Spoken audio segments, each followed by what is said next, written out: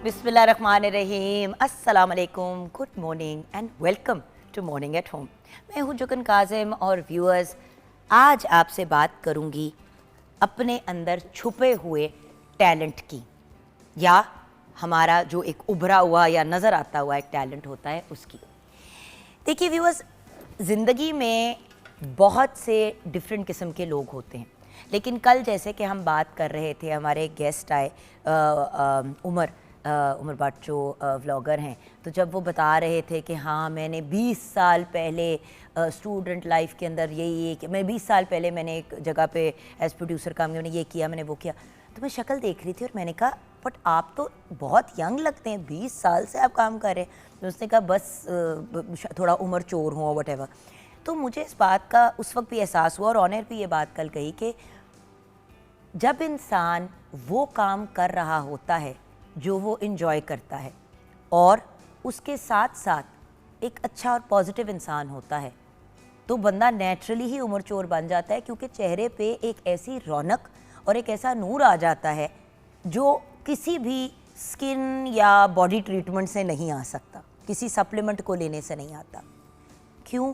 क्योंकि आप जब वो काम करते हैं जो आपका पैशन होता है, जो आपके अंदर एक छुपा हुआ टैलेंट होता है, या जो एक ऐसी चीज़ होती है जो आपको एक्साइट करती है या जो आपको मज़े की लगती है, तो फिर आप जब काम करते हैं तो वो काम नहीं लगता, बल्कि ऑलमोस्ट वो एक इबादत की तरह फील करता है। देखिए व्यूअर्स, मेरी अपनी ज़िंदगी एक परफेक्ट और एक क्लासिक एग्जाम्पल है इस चीज़ का।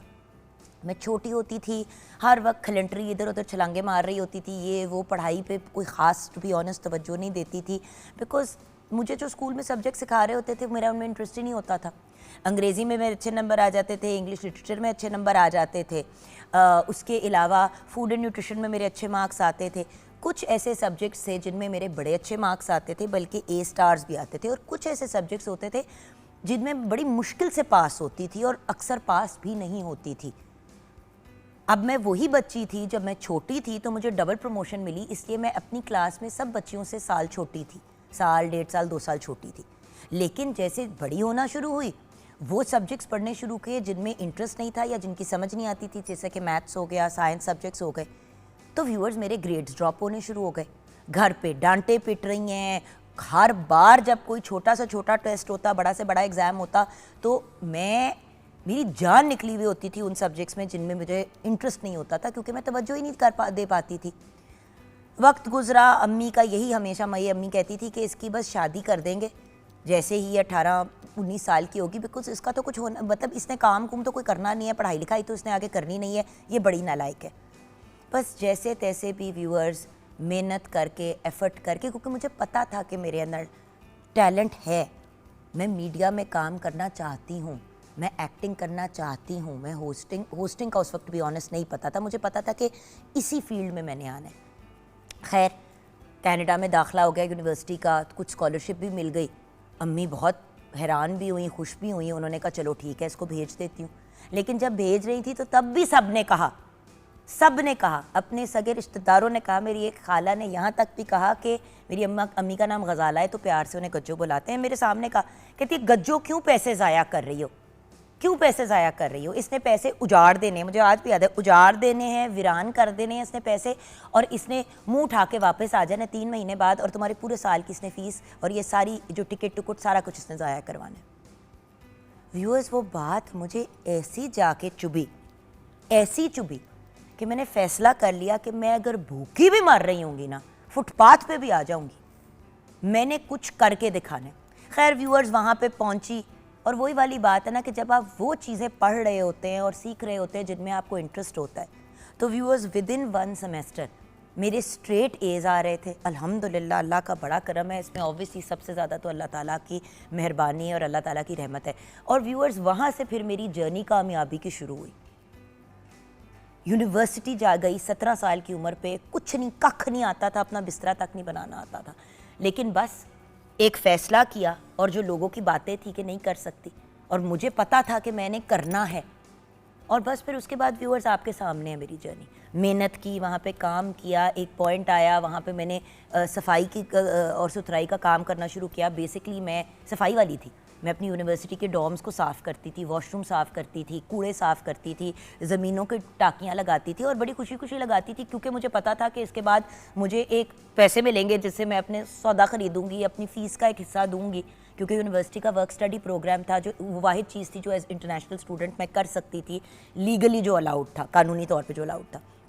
व्यूअर्स, रूल्स फॉलो करते करते ज़िंदगी को आगे बढ़ाती गई और आज मैं आपके सामने खड़ी हूँ। और व्यूअर्स, मैं तो एक बड़ा छोटा एग्जाम्पल हूँ। छोटा इसलिए क्योंकि अल्लाह ताला ने अल्हम्दुलिल्लाह कामयाबी से नवाजा। अल्लाह का बड़ा करम है, 2 साल पहले मुझे तमगा इम्तियाज़ से भी नवाजा गया।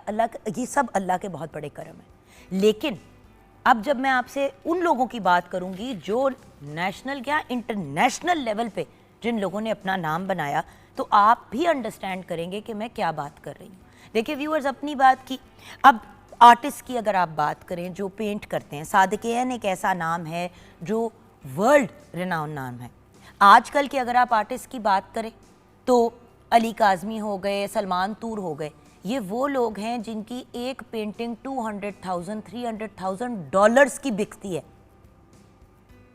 और ये वो लोग हैं, अब सलमान तूर की अगर बात करें तो सलमान तूर, मैं, अली सेठी, क्योंकि हमारे पेरेंट्स आपस में जानते थे तो हम साथ बड़े हुए। मैं बड़ी थी, मेरे बाद आई थिंक अली सेठी मेरे से कोई साल छोटा था और सलमान तूर उससे कोई 6 महीने छोटा था। तो हम तीनों एक तरह से मतलब खेलते कूदते हुए बड़े हुए।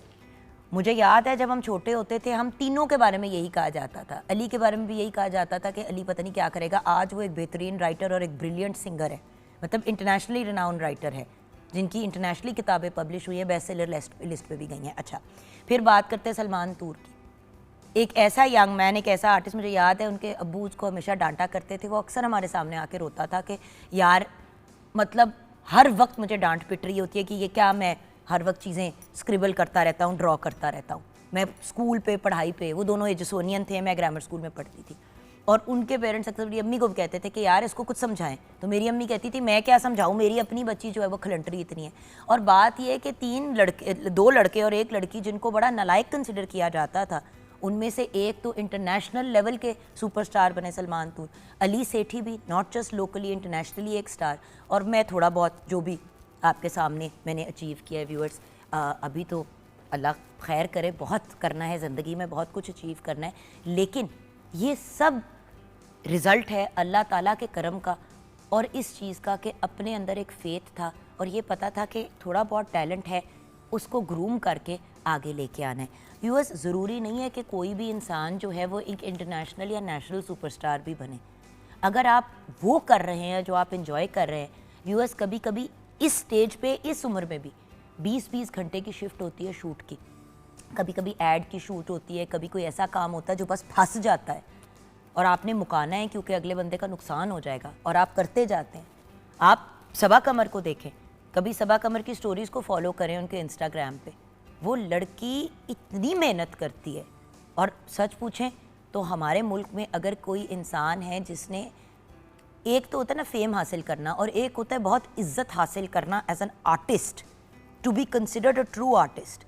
जिस तरह मैं हमेशा कहती हूँ कि मेरी इंस्पिरेशन बाहर के मुल्क में मेरिल स्ट्रीप है, तो मेरिल स्ट्रीप की तो एज बहुत ज़्यादा है और वो एक डिफरेंट एज कैटेगरी में, लेकिन उनके लेवल और उनके लेवल को भी क्रॉस करने वाली अगर कोई एक सुपरस्टार है हमारे मुल्क की, तो वह है सबा कमर। और आप ये बताएं मुझे कि कोई बंदा ये डिनाई कर सकता है कि उस लड़की ने कितनी मेहनत की है। मैंने उसका स्ट्रगल पीरियड क्या, वो पीरियड भी देखा है जहाँ पे वो बिगिनिंग में काम कर रही थी और 3-3, 4-4 सीरियल एक वक्त पे उठाए होते थे, बिकॉज ऑब्वियसली हम सब ने अपने घर और अपने मामलात और सिचुएशंस देखने थे। और आज माशाल्लाह किस ब्रिलियंट स्केल के वो काम कर रही है। सो व्यूअर्स, इस वक्त, इस लाइफ टाइम के अंदर, इस वक्त जो लोग जिंदा हैं उनमें भी हमारे सामने बड़े बेहतरीन एग्जांपल्स हैं। देन अगर हम और आर्टिस्ट की बात करें, कवी खान साहब की बात करें, लिविंग लेजेंड बुशरा अंसारी साहिबा की बात करें, what are amazing and phenomenal human being, Behroze Sabzwari sahab की बात करें। देखिए, अब कवी खान साहब की अभी आपके साथ तस्वीर शेयर की। बाबा जान अब इस दुनिया में तो नहीं रहे, लेकिन ऑलमोस्ट हमारे मॉर्निंग शो में डेली नहीं तो हर दूसरे दिन ऑन एयर या ऑफ एयर बाबा जान की बात होती है कवी खान साहब की, क्योंकि ही वॉज अ लेजेंड। जब जिंदा थे तो लिविंग लेजेंड थे, अब नहीं है तो हमारे लिए फिर भी एक लेजेंड है। कुछ अर्सा पहले अदनान कवी साहब से भी हमारी बात हुई, उनके बेटे से, और बाय द वे व्यूअर्स, आपके साथ ये भी शेयर करना चाहूँगी कि कवी खान साहब की मिसेज़ कुछ दिन पहले ही इस दुनिया से रुखसत हो गई। आप देखें, कुछ अर्सा पहले कवी खान साहब गए और फिर उनकी अहलिया भी अब इस दुनिया से चली गई, तो उनके लिए भी ज़रूर व्यूअर्स दुआ कीजिएगा। देन अगर होस्टिंग की बात करें तो एक आइकॉन, एक ऐसी पर्सनालिटी जिन्होंने एक ऐसा प्रोग्राम इतना अरसा होस्ट किया कि उसके बाद अब आप प्राइवेट चैनल्स पे जो बहुत बड़े बड़े गेम शोज़ देखते हैं वो इंस्पायर्ड वहीं से हैं। जीतो पाकिस्तान आप लोग देखते हैं, हम सब उसके फ़ैन हैं, लेकिन जीतो पाकिस्तान की इंस्पिरेशन कहाँ से आई? इनिशियली नीलाम घर से, और वहाँ पे नाम आता है of course the iconic Tariq Aziz sahab. अगर आप आइकॉनिक एंकर्स की बात करें तो मुस्तनसर हुसैन तारड़ साहब कितनी एक ब्रिलियंट पर्सनैलिटी, एक रोल मॉडल, मॉर्निंग शोज़ के मतलब अगर हम कहें कि पायनियर्स इन पाकिस्तान, तो ये बात गलत नहीं होगी। दैन सिंगिंग की अगर आप बात करें तो मेहदी हसन साहब एक बेहतरीन एग्ज़ाम्पल, मैडम नूर जहाँ, नुसरत फ़तेह अली ख़ान साहब, मतलब ये ऐसे लोग हैं जो brilliant personalities, I mean Nusrat Fateh Ali Khan साहब, मैडम नूर जहाँ, मेहदी हसन साहब, ये ऐसे लेजेंड्स हैं जो ज़िंदगी में भी लेजेंड्स थे और जाने के बाद भी लेजेंड्स रहे। दैन अगर राइटिंग की बात करें तो अशफाक साहब, बानो कुदसिया साहिबा, अनवर मकसूद साहब की अगर हम बात करें, अमजद इस्लाम अमजद साहब और हसीना मोइन साहिबा जैसी लेजेंड राइटर्स जिन्होंने हमारी ड्रामा इंडस्ट्री को भी बड़ी अमेजिंग प्रोजेक्ट्स दिए एंड जनरली रीडिंग के पॉइंट ऑफ व्यू से बहुत ब्रिलियंट चीज़ें क्रिएट की। ये तमाम लोग जो हैं ये वो हैं जिन्होंने अपने पैशन को परसू किया, अपने पैशन को प्रोफेशन बनाया, अपने टैलेंट के ऊपर मेहनत की, दिन रात की मेहनत की, और फिर ना सिर्फ उन्होंने खुद इज़्ज़त कमाई बल्कि अपने आप को एक लेजेंड का टाइटल दिया।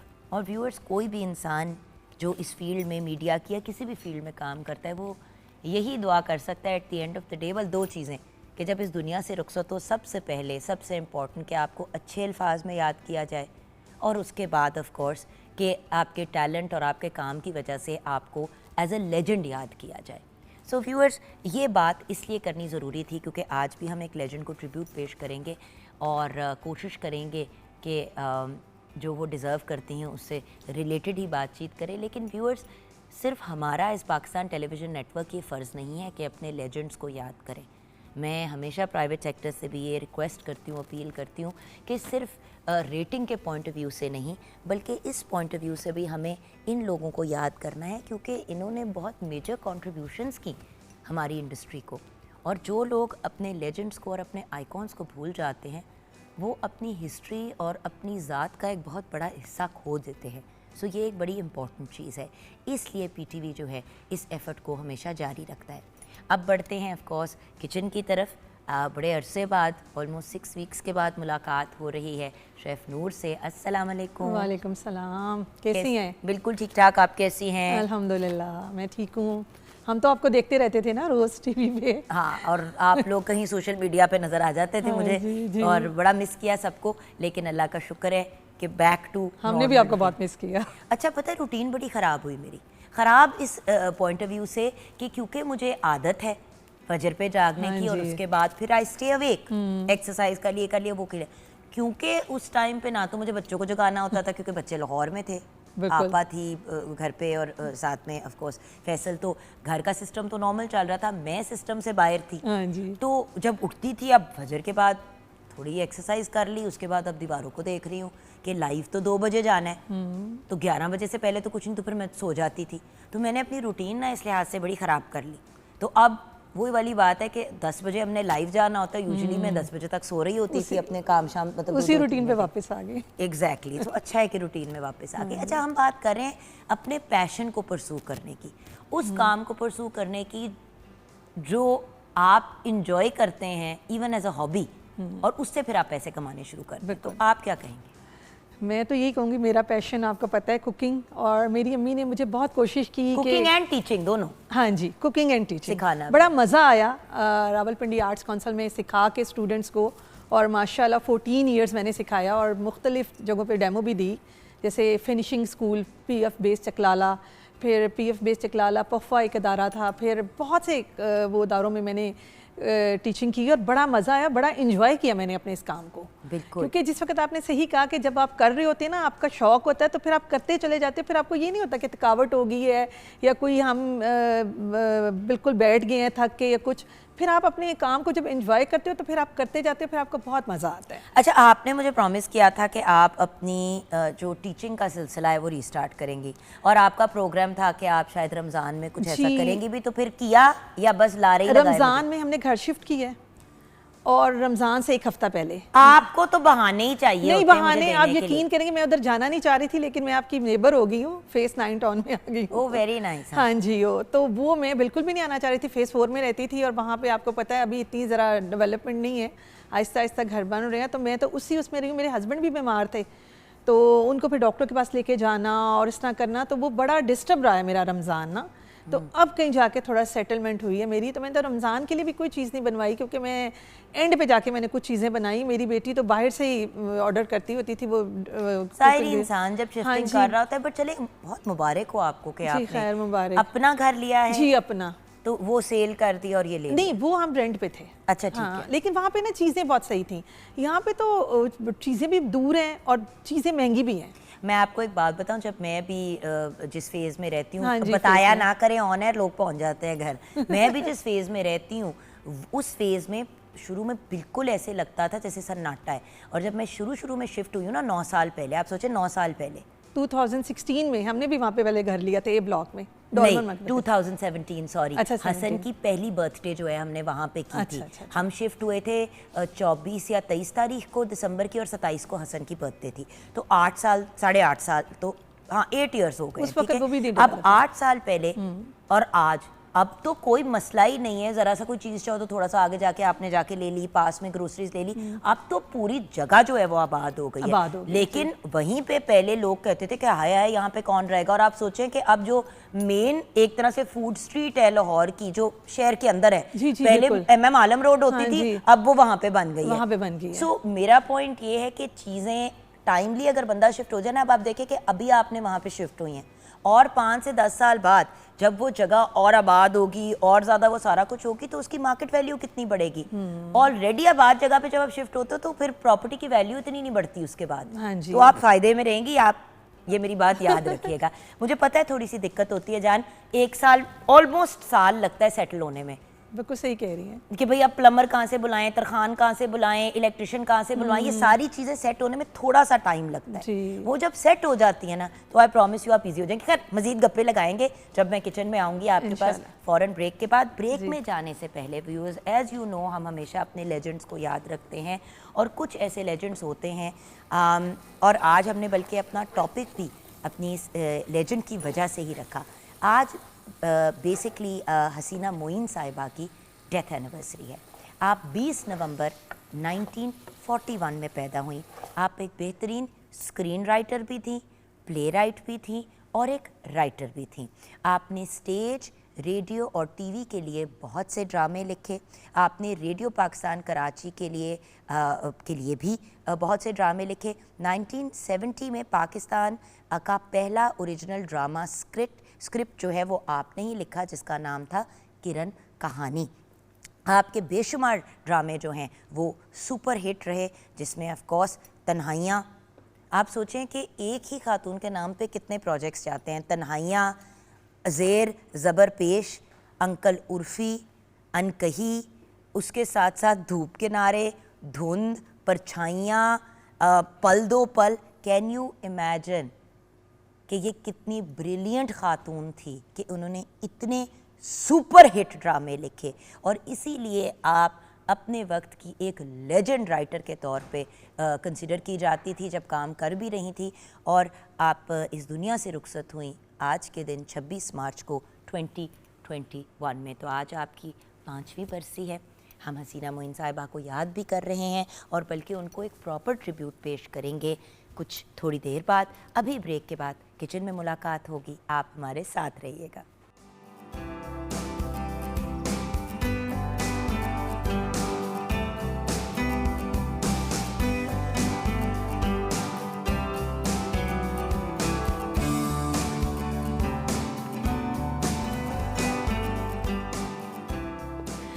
Welcome back from the break viewers. हम आ गए हैं शेफ नूर के किचन में। आज क्या बनेगा आपके किचन में? आज हमारे किचन में बन रहे हैं chicken kofta gravy.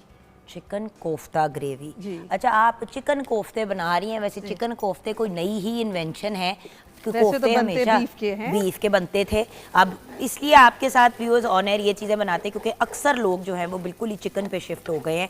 And I B very honest viewers, chicken जहाँ पे यस सेहत के लिए अच्छा है definitely, and in terms of protein quality उसकी अच्छी है, लेकिन प्रॉब्लम यह है कि जब आप बात करते हैं आयरन की, फौलाद की, तो वो आपके सिस्टम में कैसे जाएगा? वो आपके सिस्टम में सिर्फ तब जाएगा जब आप रेड मीट का इस्तेमाल करेंगे, पालक वगैरह का इस्तेमाल करेंगे, चुकंदर का इस्तेमाल करेंगे। लेकिन हम लोग चुकंदर भी पका के खाते हैं, पालक भी पका के खाते हैं। हाँ तो जब पकाते हैं तो वैसे ही उसकी इफादियत कम हो जाती है। तो रेड मीट का इस्तेमाल इसलिए ज़रूरी है, जैसे कलेजी हो गई, बीफ शीफ हो गया, और मटन कलेजी हो को भी हमने इतना पकाना नहीं है, उसको भी थोड़ा सा बस जैसे स्टफ फ्राई करके खाना है ताकि उसकी अफादियत जो है वो कायम रहे। बिल्कुल सही। अच्छा, अब यहाँ पे हम लोग, मुझे बता दीजिए कि मैंने क्या करना है। प्याज को बस सिर्फ वो इसकी पेस्ट बना के इसको हम आने का टाइम लगता है, तो इसको हम ग्राइंड कर रहे थे। अब हाँ जी, बाकी इसमें डालेंगे हम। हाँ जी, मैं थोड़ा सा इसलिए डाल रही हूँ कि इसको ये कड़कड़ाना है। पहले कराना था, मैंने कहा चले बता देते हैं इसी में। हाँ, अब बताइए। डाल दें इसमें।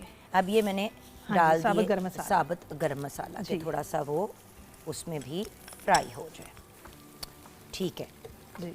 और फिर उसके बाद ये थोड़ा फ्राई हो जाएगा तो हम ये लहसुन अदरक की पेस्ट डाल देंगे।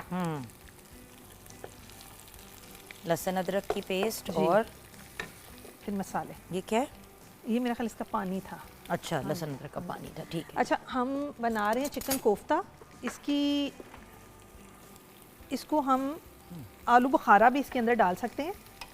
ये देखिए हमारे पास आलू बुखारे हैं, और इसकी मैं रेसिपी बोलती हूँ लेकिन मैं सिर्फ एक बता देती हूँ। ये कि जैसे हमने कोफ्ते, हाँ जी कोफ्ते हैं, इसके बीच में आप ये वाला आलू बुखारा रख लें। जो दो तरह के होते हैं, एक ब्राउन होता है और एक ब्लैक होता है। तो ब्राउन बिरयानी में डलता है, ये जरा चटनी वाला है, ये इसमें डाल दें। ये बड़ा ही मज़े का फ्लेवर इसका कोफ्तों का आएगा। प्लम कोफ्ता बन जाएगा ये।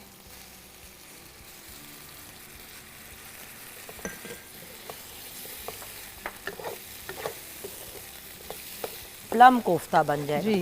प्लम कोफ्ता की चीज़ होती है, बट बीज निकाल के ऑब्वियसली। हाँ जी, आलू बुखारा। अच्छा, इसका ये वाला इस तरह से क्यों, इसकी पेस्ट बना के क्यों करते हैं? इसमें नॉर्मल प्याज क्यों नहीं डाल सकते? वो इसकी ज़रा फिर स्मूथ ग्रेवी बन जाएगी इसका। वो ज़रा प्याज जो है ना वो फिर खड़ा खड़ा रहता है, वो मैश नहीं होता। अच्छा, यहाँ पे कल भी मैंने एक बात मेंशन की थी, आज फिर आपको याद कराऊंगी व्यूअर्स, अदरक लहसुन की पेस्ट को थोड़ा सा प्लीज़ भून लिया करें। क्या करते हैं लोग, अदरक लहसुन की पेस्ट डाल के फ़ौरन ही अगली चीज़ डाल देते हैं जो लिक्विड वाली होती है। उससे होता ही है कि उसकी भुनाई नहीं होती और फिर उसका टेस्ट वो वाला नहीं आता जो हम चाह रहे होते हैं जी। तो यहाँ पे हम साथ साथ व्यूअर्स हमेशा एक ही बात कहती हूँ, हाथों की सफाई बड़ी इंपॉर्टेंट है। मुझे लगता है कि जैसे हम किसी साबुन का ऐड कर रहे हैं, लेकिन हम कोई साबुन का ऐड नहीं कर रहे। ये बात तो बड़ी इंपॉर्टेंट है कि जहाँ पे हम लोग बर्तनों की इतनी सफाई सुथराई का ख्याल रखते हैं साफ़ करने के बाद, वो जो कहते हैं ना कि खाना शाना बनाने के बाद, तो बर्तन तो हम साफ़ कर लेते हैं लेकिन खाना बनाते हैं गंदे हाथों से। गंदे हाथों से मुराद मतलब ये नहीं कि गंदे मैले हैं आपके हाथ, लेकिन अब आप जैसे कि कुछ कर रहे, जैसे कि अगर आप वहाँ पे मैं कुछ करते हुए आई, अच्छा अब मेरे हाथों में पेन भी पकड़ा, ये भी पकड़ा, वो भी पकड़ा, उसके बाद मैं कोफ्ते बनाने शुरू कर दूँगी हाथों के साथ। जब तक वॉश नहीं करेंगे आप हाथ अपने वॉश करके बनाएं, और अगर इस तरह प्रोफेशनली जब हम बात करते हैं तो फिर ग्लव्स का ज़रूर इस्तेमाल करें। वैसे तो घरों में भी आपको विद ग्लव्स ही बनाना चाहिए। कुछ पता नहीं होता, बंदा बीमार होता है, तबीयत नहीं ठीक होती, 100 चीज़ें होती हैं। अच्छा, अब ये बताइए, अब ये मसाले का क्या करूँ मैं? इसमें इतना हो चुका है। हाँ जी जी, इसमें अब आप मसाले डालें। अच्छा, अब जी। मसाले डालूँ जी, बताइए। लाल मिर्च पाउडर डाल दें, नमक डाल दें, हाँ जी, थोड़ा सा और डाल दें, सूखा धनिया डाल दें, सूखा धनिया, ये हाँ जी, ये वाला 2 चम्मच डाल दें भर के। इतना? हाँ जी, इसी से तो फ्लेवर। अच्छा, मकदार भी खैर काफ़ी हम बना हाँ रहे जी, हैं। काफ़ी बना रहे हैं। मिर्चें डाल दें 2 टीस्पून। नहीं, 2 क्या, चले एक बार की डाल दें, मरवाने? सब्ज़ मिर्च भी। एनी मिर्चा तुसी पा देंदे हो। हल्दी डाल दें। ओह, हल्दी तो हम सबकी बेस्ट फ्रेंड है। घर की पिसी हुई है। इतनी? जी।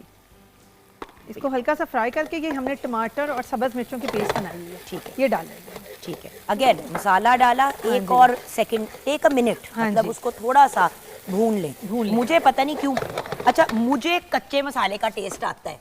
लोग कहते हैं कि नहीं कौन सा मसाला कच्चा नहीं पक्का, आता है, हल्दी मुझे का खास तौर एक्चुअली पे। आफ्टर हाँ जी। टेस्ट आता है कच्चे जी मसाले बिल्कुल का। आता है। और लोग कहते हैं कि नहीं आता, ये नहीं होता, वो नहीं होता, बिल्कुल कच्चे मसाले का टेस्ट जी। आता है। इसलिए 2 मिनट के लिए कोई नहीं उसको फ्राई आपको कर कह रहा दें, कि हाँ आप जी। मसाले को भूनते चले जाएं और उसको काला कर दें, लेकिन इतनी देर के लिए तो कर सकते हैं ना। जी बिल्कुल कर सकते आप टमाटर की पेस्ट हैं। जी चाहिए, टमाटर की पेस्ट, इसमें हमने सब्ज़ मिर्चें भी डाल दी थी ताकि बीच में ग्राइंड हो जाए। हाँ, ताकि एक्चुअली इसकी पेस्ट, इसका ये बड़ा स्मूथ होता है। हाँ जी, इसकी इसकी पेस्ट ग्रेवी जो होती है ना बड़ी स्मूथ होती है कोफ्तों की। अब ये देखें ना, हमने टमाटर भी इसमें डाल दिए हैं। अब हम इसको कुक होने देंगे जी। थोड़ा सा अच्छे से। जिस तरह कड़ी को नहीं पकाते हाँ उसी जी। तरह आपने इसको कोई आधा मतलब 10-15 मिनट्स तो पकने देना, बिल्कुल।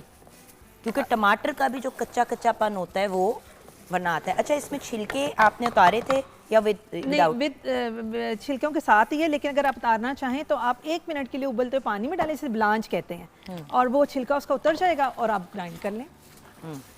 बिल्कुल ठीक। मैं रेसिपी अब बोल दूँ? अब आप प्लीज़ इंग्रेडिएंट शेयर कर लें, क्योंकि वो बड़ा एक इम्पॉर्टेंट काम है हमारा।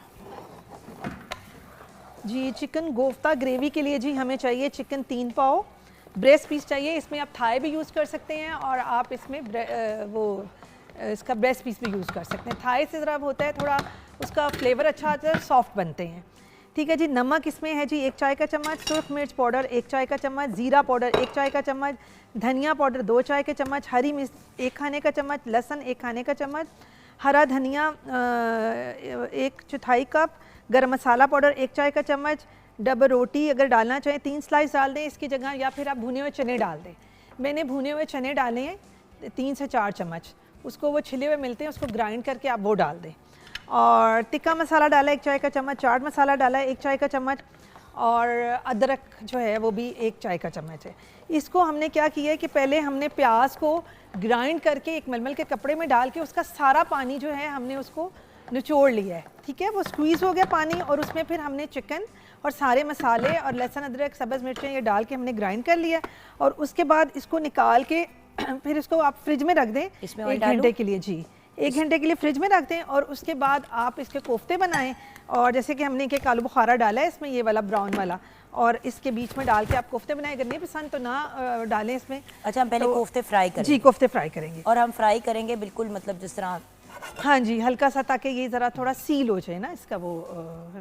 वैसे तो आप चिकन। अगर इसको बाइट सेल्फ भी ग्रेवी में डाल देते हाँ। हैं तो बचा हो जाता है, हाँ जी। लेकिन ये हम वो तरीका बता रहे हैं जिसमें आपके कोई- कोफ्ते भी हाँ जी। सेव हो जाते हाँ हैं जी। और आप इनको फिर फ्रीज भी कर सकते हैं। जी, अब ग्रेवी के लिए हमें चाहिए जी प्याज 4 अदद, हरी मिर्च 4 अदद, लहसुन अदरक की पेस्ट 2 खाने के चम्मच, दही 1 कप, टमाटर प्यूरी 1.5 कप, नमक हस्बे जायका, सुरख मिर्च 1.5 चाय का चम्मच, हल्दी आधा चाय का चम्मच, धनिया पाउडर 2 चाय के चम्मच, और गरम मसाला गार्निशिंग के लिए अदरक, हरा धनिया, हरी मिर्चें, पुदीना, सूखी मेथी, और अदरक जो है वो गार्निशिंग के लिए, और गरम मसाला, और क्रीम जो है ऑप्शनल है, अगर आप डालना चाहें 1/3 कप क्रीम भी डाल दें, उससे ज़रा टेस्ट बहुत अच्छा आ जाएगा। बिल्कुल सही। प्याज को ये आपके सामने ग्राइंड किया है, ग्राइंड करके हमने साबुत गरम मसाले को क्रैकर करके और बीच में प्याज डाल दिए, लाइट ब्राउन हुआ तो उसमें हमने मसाले डाल दिए और उसको हल्का सा 2 मिनट के लिए फ्राई किया, तो टमाटो प्यूरी और सब्ज़ मिर्च की पेस्ट डाल दी और ये पकने के लिए रख दिए। अमेजिंग। हाँ जी, और ये अब जो है कोफ्ते हमारे बन गए हैं और इसको हम करेंगे फ्राई। मैं डालती जाऊँ इसमें एक एक? एक देख लेते हैं कि अगर गर्म हो गया ऑयल कि नहीं। 2 मिनट दे दें। हाँ शो ठीक है। ठीक है, डाल दो। हाँ, आराम आराम से आपने इनको रखना है, हाँ क्योंकि जी। द पॉइंट इज कि व्यूअर्स हमने इनको सील करना है। जी, और चम्मच नहीं इसमें करना है, इसने आपने पैन को ही आपने ऐसे हिलाएंगे तो वो ऊपर नीचे खुद ही हो जाएंगे। बिल्कुल, बट जस्ट इन केस हम ये टोंग ले आए हैं हल्का सा उसको मूव करने के लिए, जैसे कि ये आपने ऐसे कर दिया। और इसको फिर आप कोफ्ते जब बना लेंगे तो इसको टेस्ट कर लें, कोई चीज़ कम लग रही है, हल्का सा जैसे कबाब बना के ना टेस्ट कर लें, कोई चीज़ कम लग रही है तो वो डाल दें। वैसे तो बिल्कुल जैसे कि मेजरमेंट हमारी मसालों की, ये बिल्कुल ठीक होगी, इसमें कोई है ही नहीं है कि कम चीज़ को ये ज़्यादा है। अच्छा, इसमें आप उबले हुए अंडे भी डाल सकते हैं बॉईल करके।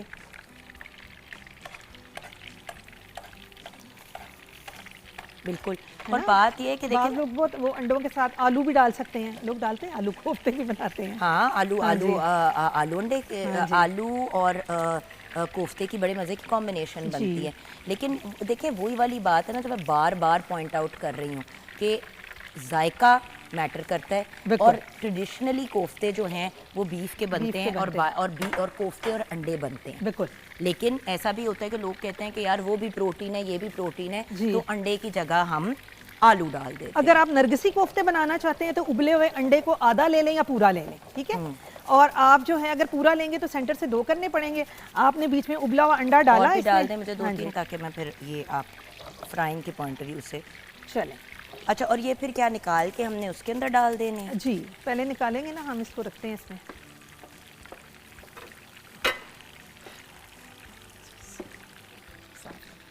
बिल्कुल सही। अब आप देख रहे हैं ना व्यूअर्स कि हम अच्छा, अगर हम आधा अंडा डालेंगे तो फिर हमें बीच में काटने की ज़रूरत नहीं होगी, हमारा इतना कोफ्ता बनेगा, ठीक है। अगर हम हाँ। पूरा डालेंगे तो फिर हमें इसी तरह फ्राई करके जब हम सर्व करेंगे तो सेंटर से 2 करना। ये मिस्टेक ना बहुत से लोग कर देते हैं कि वो क्या करते हैं कि वो आधा अंडा डाल के जब काट देते हैं तो उसकी शक्ल ही वो नहीं निकलती। शियादा तो अगर हम करें डालेंगे तो फिर हमें काटने की ज़रूरत नहीं है, फिर तो उसकी यही शेप होगी। अगर हम पूरा अंडा डाल रहे हैं तो उसके लिए हमें फिर सेंटर से काटना पड़ेगा। ऑप्शन हमने आपको 3-4 ऑप्शन दे दिए। अब आपने जो है जैसे मर्जी उबले अंडे डाल लें, बीच में डाल दें, कोफ्ते उबले डालने हैं, सड़े हुए डालने हैं, जो मर्जी डालना है डाल लो, बट डाल लो। और मेरा पॉइंट ये है कि मज़े के खाना हमेशा मज़े का होना चाहिए। बिल्कुल। बिकॉज घर पे फिर हम लोग जब कंप्लेन करते हैं कि बच्चे नहीं खाते और ये नहीं होता। अब ये देखें ना, एक दफ़ा मैंने इन सब कोफ्तों को टर्न कर दिया, इनकी अब शेप जो है ना व्यूअर्स वो सही हो गए हैं। अभी टमाटर पक रहे हैं, उसके बाद हम इसमें दही क्योंकि डालेंगे। अभी भी इसके अंदर वो कच्चे टमाटर की स्मेल आ रही है। इसीलिए हम इसको खुला भूनूं या बंद करके भूनूं? नहीं, खुला भून लें बस, क्योंकि छींटे उठ रही है ना, तो मैं इसलिए फिर बंद कर दें, बंद कर दें। हाँ, क्योंकि देख रही ना वो, ये हम ऐसे कर देते हैं कि बहुत ज़्यादा ना। अब ये कोफ्ते निकाल दूं मैं? जी जी। किस में डालूं मैं? ओह, इसमें? हाँ जी। With tissue? नहीं, टिश्यू की ज़रूरत नहीं है। हाँ ठीक। हाँ जी, मैंने क्योंकि कहा मैं कंफर्म कर लूँ ना। देखें की शेफ जरूरत आप हैं, नहीं माशाल्लाह, आप फनकारियाँ मैं आप कर भी रही हूँ। आधी शेफ हो गई हैं, बल्कि पूरी हो गई हैं। आधी हुई हूँ, पूरी नहीं हुई अभी तक। अभी भी मैं पक रही हूँ। वो जो कहते हैं ना, अभी मैंने प्रॉपर हाय ये देखा ना मेरी जो फनकारियाँ होती हैं सारी ऑन एयर की। बट यू सी, इसका बेनिफिट देख रहे हैं व्यूअर्स कि अब आपके कोफ्ते जो हैं उन्होंने अपनी शेप होल्ड कर ली है। अब वो अपने सेकंड लॉट कोफ्ते डालेंगी, वो फ्राई करेंगी। उस वक्त तक टमाटर का वो जो ये जो हमारा पूरा मिक्स है वो तैयार हो जाएगा। उसमें योगर्ट डालेंगे, फ्यू मिनट्स के बाद हम वो डाल देंगे। ये देखिए, अब मतलब इससे ज़्यादा क्विक और आसान रेसिपी क्या आपके साथ शेयर करें। वो सारे लोग जो घबराते हैं ना कि यार बनेगा नहीं, टाइम नहीं है, ये आपकी बहुत जल्दी रेसिपी ये तो साथ साथ करें ना काम, हाँ। तो चीज़ें बड़े अच्छे अंदाज में हो है। जाती हैं। चिकन ही है, अगर आपके गेस्ट आ रहे हैं ज़रा फैंसी, वो कहते हैं ना फैंसी हांडी हो जाती है ये। बिल्कुल। हाँ, इसी को आप लाएंगे तो वो हो जाएगा।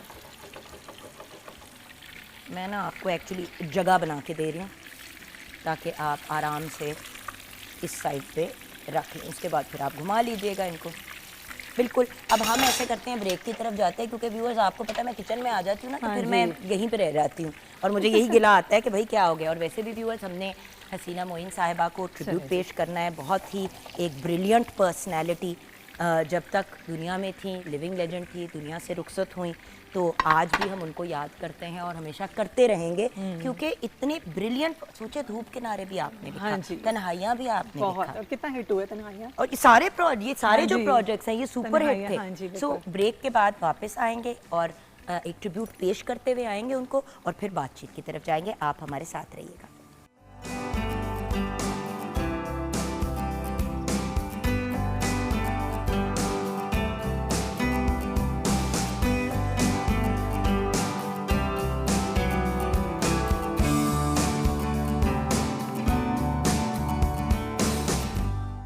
Welcome back from the break viewers. Break के बाद हमने जिस बहुत ही खूबसूरत और प्यारी, जैसे कि हमारे गेस्ट तो नहीं कहना चाहिए, हमारे फैमिली मेम्बर ने अभी कहा मुझे कि एक बहुत ही बोल्ड लड़की के बारे में हम बात करने जा रहे हैं। वैसे तो हमारी सीनियर बहुत ही ब्रिलियंट पर्सनैलिटी, बट उनका एटीट्यूड और उनका रवैया ही ऐसा पॉजिटिव था। खैर, मैं क्या बात कर रही हूँ, हमारे साथ हमारे मुल्क के बहुत ही मारूफ और ब्रिलियंट, मतलब कितनी प्यारी बात है कि आज एक बेहतरीन राइटर को एक बेहतरीन राइटर ट्रिब्यूट पेश करने के लिए आए हैं। Columnist, author, poet, a brilliant actor, a brilliant performer and to be very honest now and a fabulous travel vlogger. हमारे साथ हैं इफ्तिखार अहमद उस्मानी। हम तो इनको इफ़ी भाई के तौर पे, इफ्तिखार इफ़ी के तौर पे जानते हैं, और मैंने तो हमेशा इफ़ी भाई कहा है। आपका जब पूरा नाम लेना पड़ता है ना तो इफ़ी भाई बड़ा मुंह भर जाता है पूरा। इफ्तिखार अहमद उस्मानी हमारे साथ है। अस्सलाम वालेकुम। वालेकुम अस्सलाम। प्यारे भैया कैसे हैं? मैं बिल्कुल ठीक हूँ और काफ़ी दिनों के बाद आपसे आज मुलाकात हुई, बड़ा अच्छा लग रहा है पीटीवी आके। आपको पता ना मैं आपको जब मिस कर रही होती हूँ तो हम कोई बहाना बना लेते हैं मिलने का, नहीं, लेकिन इत्तेफाक ऐसा होता आज है। तो बहाना भी नहीं है, आज तो एक हम दोनों के लिए ऑनर है। जब भी कॉल आती है, मैं कभी इटली होता हूँ, कभी फ्रांस होता हूँ, कभी माशाल्लाह, एयरपोर्ट पे होता हूँ, कभी आ रहा होता हूँ, तो वो माशाल्लाह माशाल्लाह नॉक ऑन वुड, इसी तरह आपका सफर। लेकिन देखे जी, मैं पहले आपको सही सही बताऊँ, हसीना मोइन साहिबा इस कदर कदावर शख्सियत के इस वक्त मेरा गला भी खुश्क हो रहा है। और मैं आपको बताता हूँ, मैं सारी रात सोया नहीं ठीक से, करवटें लेता रहा। मेरी बेगम ने मुझे पूछा कि क्या हुआ आपको? मैंने कहा जी हसीना आपा पे बात करनी है और मेरी ना औकात है ना मेरा कद है, लेकिन ये फ़र्ज़ हमें इसलिए निभाना है कि हम अगर अपने बड़ों को याद नहीं करेंगे, उनका तस्करा नहीं करेंगे, तो ये बड़ी गैर मुनासिब सी बात होगी। तो मैं आपका बड़ा शुक्रगुजार हूँ कि आपने मुझ जैसे छोटे बंदे को इतनी क्या बड़ी बात शख्सियत के कर लिए रहे हैं बुलाया। फिर भाई, अगर आज की दुनिया के हम रिनाउंड पर्सनालिटीज़ की बात करें तो आपका टॉप ऑफ द लिस्ट पे नाम आता है। क्योंकि भैया एक और बात बताऊं, हाँ शायद कोई ज़्यादा सोशल मीडिया की फॉलोइंग वाला बंदा हो जो आ सकता था, लेकिन बात भी तो करनी आनी चाहिए ना।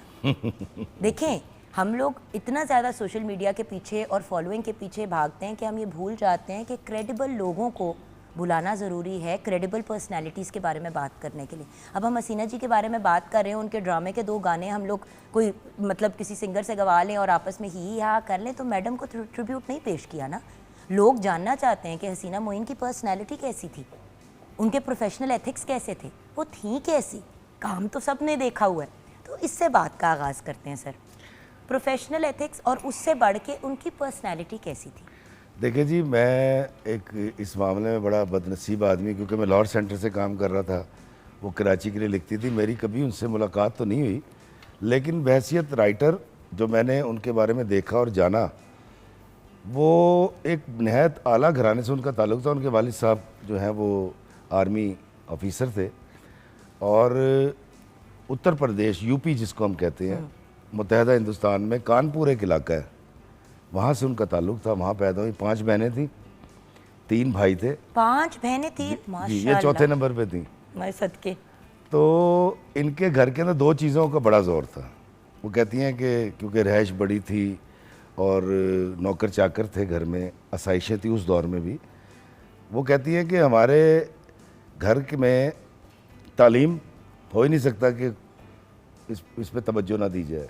दूसरा, नशिस्त व बर्खास्त, मतलब कि वो अगर खाते हुए यहाँ से चावल यहाँ कुछ लग गई है ना दाल, तो अम्मा कहती थी कमरे में जाओ, अब खाना नहीं मिलेगा, तुम्हें तमीज़ नहीं है खाना खाने की। और फिर अब्बा शाम को आते थे और फिर वो कहते थे अच्छा हसीना आ जाओ, और वो खाना खिला। बड़े पोलाइट आदमी थे। तो इनके घर में इनकी वालदा की ज़्यादा चलती थी, वालिद तो मसरूफ़ रहते थे। तो शायद उनकी लिखने में भी वो जो एक औरत जो डोमिनेट नज़र आती है, जो कि होनी चाहिए, मैं ये समझता हूँ जिस हद तक, तो वो नज़र आती है। फिर जब पाकिस्तान बना, जिस वक्त में बात हो रही थी कि जिस तरह हसीना जी जो जिस तरह लिखती थी, धूप किनारे हो गए, तन्हाइयाँ हो गई, ऐसे प्रोजेक्ट्स में जैसी ख़वातीन उन्होंने पोर्ट्रे की, उस वक्त के लिए वो बहुत मॉडर्न ख़वातीन थी, वो बहुत मुख्तलिफ थीं, छोटे बाल भी थे। ये चीज़ें बड़ी मायूब कंसिडर की जाती थी उस वक्त में। देखिए, इस हवाले से मोइना क्या कहते हैं, हसीना आपा का कहना था कि वो बचपन से सुनती आई थी कि औरत जो है बहुत मज़लूम है, और उन्होंने जो लिटरेचर पढ़ा उसमें भी बड़ी मज़लूम औरत थी। तो उन्होंने अपनी अम्मा से पूछा एक दिन कि ये औरत इतनी मज़लूम क्यों है? तो उन्होंने कहा जब तू बड़ी होगी तो ये समझ आ जाएगी। तो वो कहती जो जो मैं बड़ी हुई ना, तो मेरे अंदर कहीं वो एक रिएक्शन था कि नहीं, औरत अपनी हदूद क़यूद में रहकर नौकरी भी कर सकती है, फ़ैशन भी कर सकती है, बात भी कर सकती है, सवाल भी उठा सकती है। तो वो लेकर आई, हमने देखा तन्हाइयाँ में और दीगर ड्रामों के अंदर। लेकिन अच्छा, वो औरतें हमारे अंदर भी हैं, मैं आपको बताता हूँ। मज़े की बात यह है कि आखिर में वो ये कहती हैं अपनी ज़िंदगी के आखिर में कि मैं जो औरत लेकर आई थी अब वो मुझे जब पिटती नज़र आती है तो मुझे बहुत अफसोस होता है। तो मुझे लगता है कि मुझे दोबारा लिखना पड़ेगा या फिर मेरे आने वाले जो लोग हैं राइटर बाद में उनको लिखना पड़ेगा।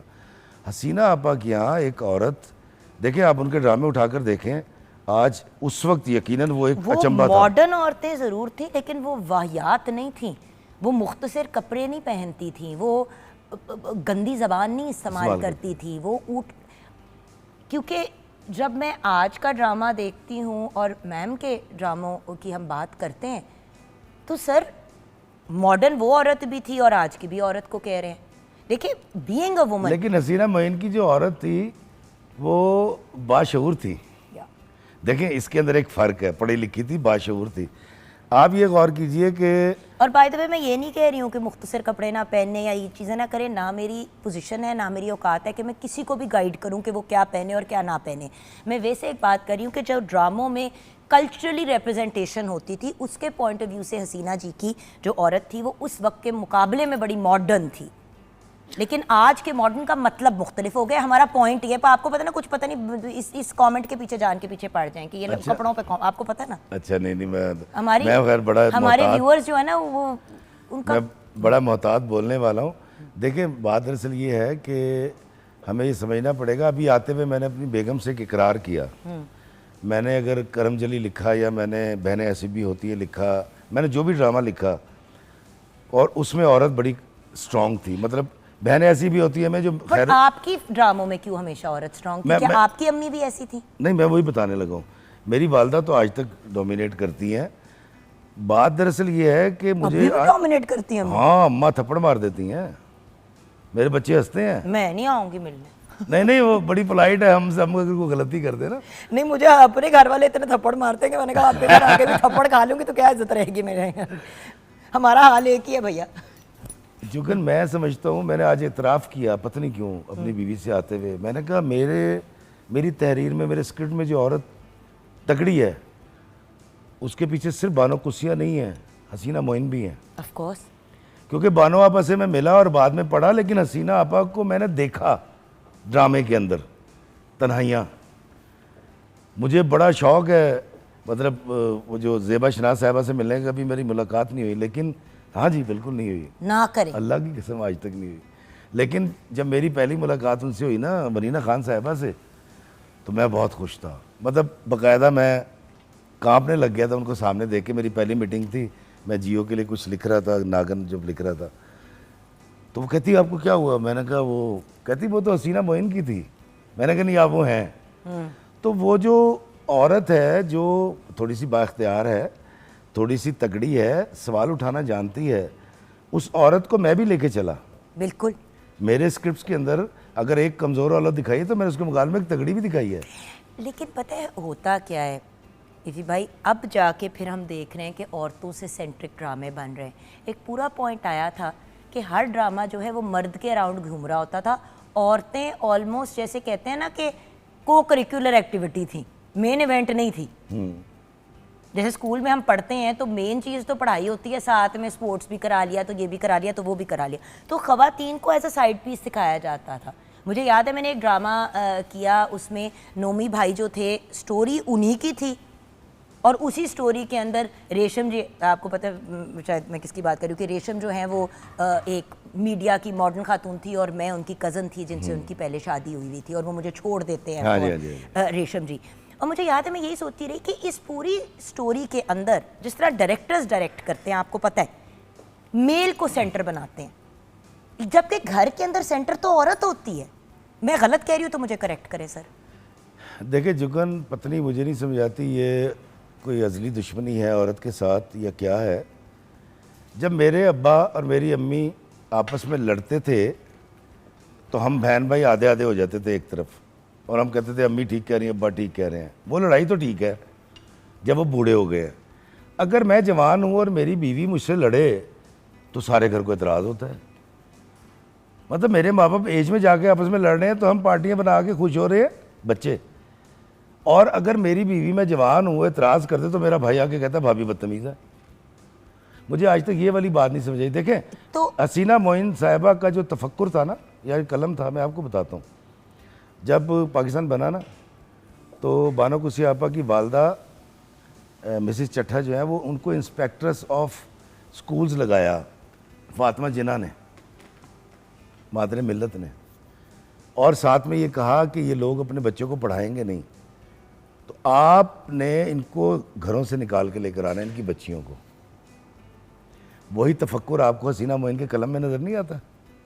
वो तरक्की याफ्ता औरत, वो बाशऊर औरत जो एक बाशऊर कौम देगी आगे।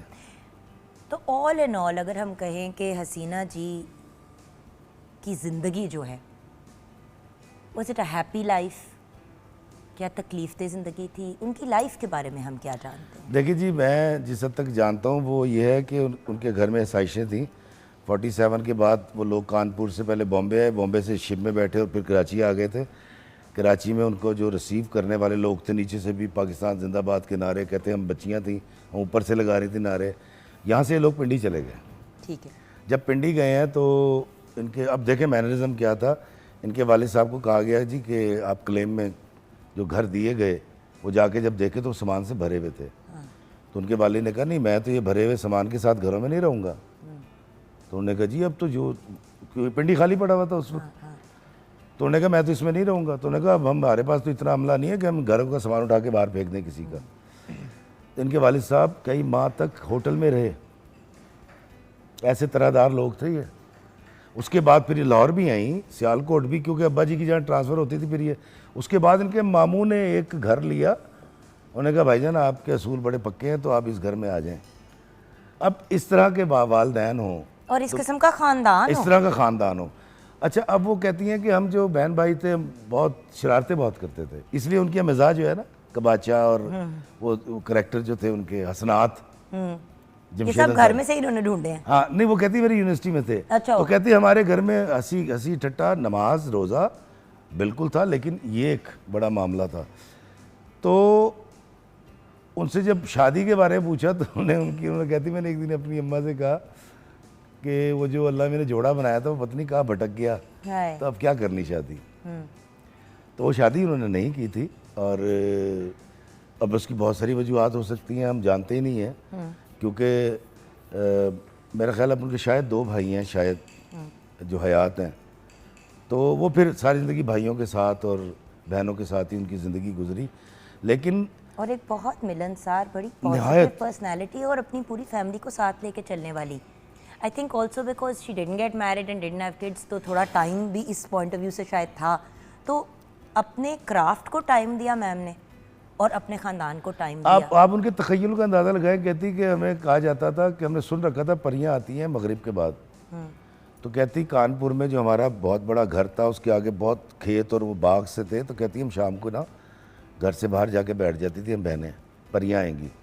तो अम्मी डांट के अंदर लेके आती थी कि अंदर चलो, मगरिब के बाद बाहर नहीं निकलना। कहती मैं उन परियों का इंतज़ार करती रही, लेकिन आज भी मानती हूँ कि वो परियां या ना दीदा ताकतें होती होंगी। मतलब ये तख़य्युल।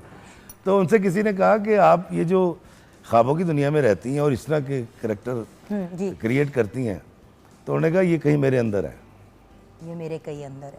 यहाँ पे हम ब्रेक की तरफ जाएंगे। हसीना जी को तो हम ट्रिब्यूट पेश कर ही रहे हैं, लेकिन उस वक्त के ड्रामे और आज के ड्रामे, उस वक्त के ड्रामों को भी इन जनरल ट्रिब्यूट के पेश करना बड़ा ज़रूरी है। और क्या ऐसे इश्यूज़ हैं जो व्यूअर्स आज एज आर्टिस्ट्स, मैं तो यही कहूँगी कि हम फेस कर रहे हैं, बिकॉज़ बहुत सी ऐसे मामलात हैं जो अगर चेंज हो जाएं या थोड़े से मॉडिफाई हो जाए, और सच्ची बात है पुराने वक्तों वाले हो जाएं, तो शायद मामलात बहुत बेहतर हो जाएंगे। और कुछ ऐसी चीज़ें हैं जो पहले यकीनन चलती आ रही थी, बट अब उनका चेंज होना ज़रूरी है मॉडर्न ज़माने के साथ। तो ब्रेक के बाद इफ्तिखार इफ़ी साहब सारा अंदर का मलबा निकालने वाले हैं, आप देखते रहिए।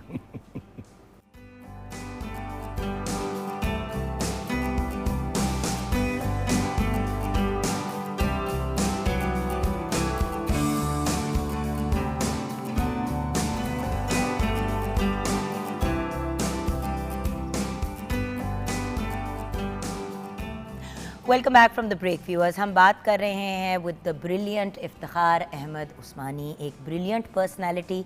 इंडस्ट्री तो इनको जानती है एज इफ्तिखार इफ़ी, हमारे बहुत ही प्यारे इफ़ी भाई, बेहतरीन actor, columnist, writer, author, poet, travel vlogger माशाल्लाह। और अभी इफ़ी भाई और मैं ये डिस्कस कर रहे थे कि ड्रामों में क्यों ज़्यादा ये तवज्जो नहीं दे रहे, बना क्यों नहीं रहे, लिख क्यों नहीं रहे जिस तरह ये पहले करते थे। तो वही वाला जवाब आता है at the end of the day, जब सोशल मीडिया से इतने अच्छे पैसे आ रहे होते हैं, अपनी मर्ज़ी का काम करो और अपनी मर्ज़ी की चीज़, बल्कि आप ही इस पे बात करें इफ़ी भाई। जुगन देखिए, पहली बात यह है कि मतलब हसीना मोइन की आप इतनी तारीफ़ कर रहे हैं, तो इफ़ी भाई आप भी तो हमारी जनरेशन के एक बड़े ब्रिलियंट राइटर हैं। मुझे याद है जब मैं इंडस्ट्री में इनिशियली भी आई थी तो आप already as a known person बहुत वेल रिस्पेक्टेड थे। एक्टर तो अपनी जगह, बट एज अ राइटर अब आप उस तरह से लिखते ही नहीं हैं, या शायद लिखते हैं और देते नहीं हैं किसी को, पता नहीं क्या कर रहे हैं आप। नहीं जुगन, दरअसल देखें, इशफाक साहब से इन्होंने आखिरी 15-16 साल कोई ड्रामा नहीं लिखवाया।